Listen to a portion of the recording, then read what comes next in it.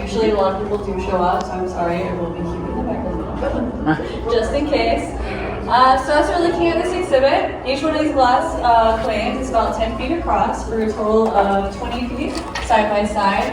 Everything is true to size right now, so nothing smaller or larger than it actually appears. Exception is when you're in the tunnel, everything's gonna be like shrunk by like 1/3 its size because of the curvature of the glass. This glass is about 3 to 4 inches thick, so don't worry, it's not gonna break during our presentation. So we do have natural light coming into this exhibit. The exhibit is about 20 to 30 feet deep. This is all fresh ocean water. This aquarium goes through 1.2 million gallons of water a day. We pump it in, filter it through sea glass, sand, and gravel. It goes through our exhibits, and we filter it one more time and pump it back out to ocean. Because of this, our fish, our sharks, and our corals do really well here at the Maui Ocean Center. And our sharks do so well, in fact, that we get yearly pregnant sharks. Right now we have 2 great reef sharks that are pregnant. When they swim by, we'll point them out for you guys. To start us off, I will be talking about our bony fish in the exhibit. So bony fish are typically what you think of when you hear the word fish. Oh my gosh, words today. And then we have our cartilaginous fish, which will be our sharks and our rays. So for the bony fish, I'm going to start off with these very large fish that are swimming around the exhibit. Anybody have an idea what those are? Trevallies. Yep, they're trevallies. What kind of trevally? Big ones. Big ones. Oh, that was really close. Giant trevallies, that is their name. So here in Hawaii, we call them lalua. When you're in deep reef today, you saw their offspring, which we call popio, when they're smaller. So these guys actually spawn in this exhibit. They spawn every full moon at nighttime. And we set it up so we can catch their eggs and we ship it off to the Oceanic Institute where they hatch them for us. But afterwards, some of them are released back out to sea after being tagged, and fishermen can then catch them and send in back data on these fish. These are some top apex predators. If you look at them, you might notice they kind of have these like flat faces. So they are pretty big, and they're around 120 to 130 pounds, and the largest one caught here on Maui is 191 pounds. So they have these flat faces so they can use all that weight and ram and stun their prey. So they can do it at such a force that if you were in their way around time, they could actually break your ribs. Also, if you guys ever watched Blue Planet, I think on the season 2, there's a video of this fish jumping 6 feet in the air to catch a flying seabird. Wow. So they can jump pretty high, or even falling fledglings. They're known to occasionally steal fish out of the sharks' mouths too, and they also change colors. So right now, most of them are going to this light silver color. When they're feeling more aggressive, spawning, or if they're eating, they're going to change for a much more dark charcoal black. Those are usually going to be the males changing colors as well. We have another kind of fish we'll talk about. These are called aba, or milkfish. They're the long, slender ones staying very close to the surface. They're surface feeders. A lot of times they'll kind of go along the surface, seeing if there's any food up there.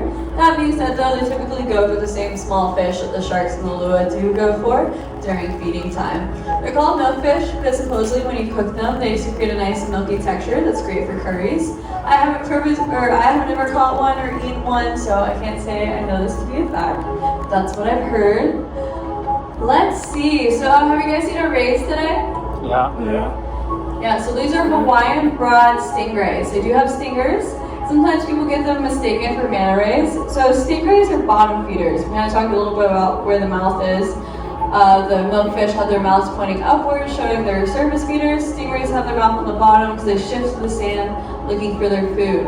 So manta rays will have their mouths up front because they glide through the ocean column, waiting for things to kind of filter into their mouth. And so stingrays also are going to have their eyes on top, and manta rays are more like, they have these side pieces on either side of their face, and they have panther-like coloration. And then the stingrays, they are dark on top, so if they're laying on the sea floor, they blend in with the rocks, and then they're light on top, on the bottom, sorry. And because if you're looking up at them, they're swimming above you, then they kind of blend into the surface of the water, at least if you're a fish. Oh, here they come. So the really large one's the female, and the small one is the male.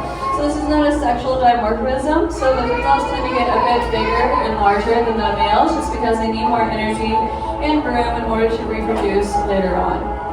The male still is a bit younger than the female, so potentially you might get a little bit bigger than that. So we have 4 species of sharks in this exhibit, but 5 species here at the Maui Ocean Center. Did you guys see the hammerhead pup today? Yeah. If you didn't, go back to Nursery Bay. When you walk around the back of Nursery Bay, look down in the water. It likes to hang out in the more shallow back area, but it's a really small, really cute hammerhead. In here we have 3 different kinds of reef sharks and 1 sandbar shark species. So this is a black-tip reef shark.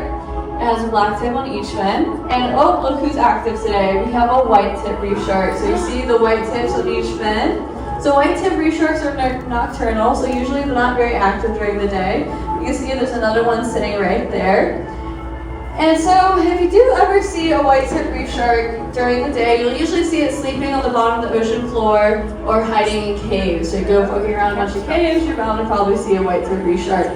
They're not really known to be dangerous towards humans, but of course never try to like pet it or stick your fingers in their mouths. If you see one, they will mind their own business. They're usually napping. This is the one shark here in the state of Hawaii that can't just lay on the ground like that. None of the other sharks can do that. They need to continuously swim in order to breathe.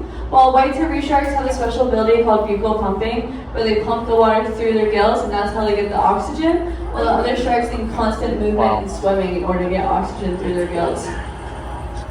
So we talked about the black tips, white tips, and the third is the gray reef shark. So this is the only one that doesn't have a marking on their dorsal fin, but they have a dark margin on all their other fins. Of course, no one's swimming by, as I mentioned that. There's a pregnant gray reef shark. Oh, 2. Yep, right there. See how she's extra round?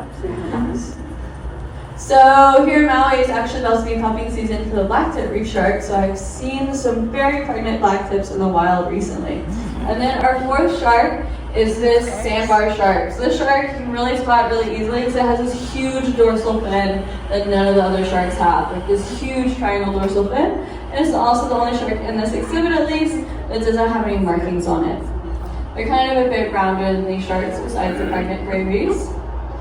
Do you guys have any questions about sharks today? Did you guys just have a tiger?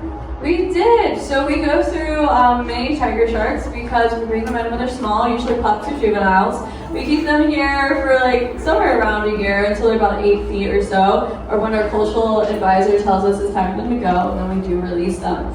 So they're always short term. This is one of the first times in a while where we haven't released one and immediately had a new one. So just taking, we released it like a couple weeks ago, and it'll just be, whenever they do get a tiger shark, we'll bring another one inside. I am Olena. This is Isaac. And we are the TravelBugBite. We met in Prague, Czech Republic. Lived in Shanghai, China. New York and Rhode Island, USA. And now we live in Hawaii. We've traveled from Tibet to Puerto Rico. Harbin to PP. And drove cross country with Smiley in our Tesla Model 3. Subscribe to follow our adventures. If you liked our video, don't forget to click the like button, leave a comment, and subscribe. Check out our videos from all around the world and let us know what you'd like to see next. Thanks for watching!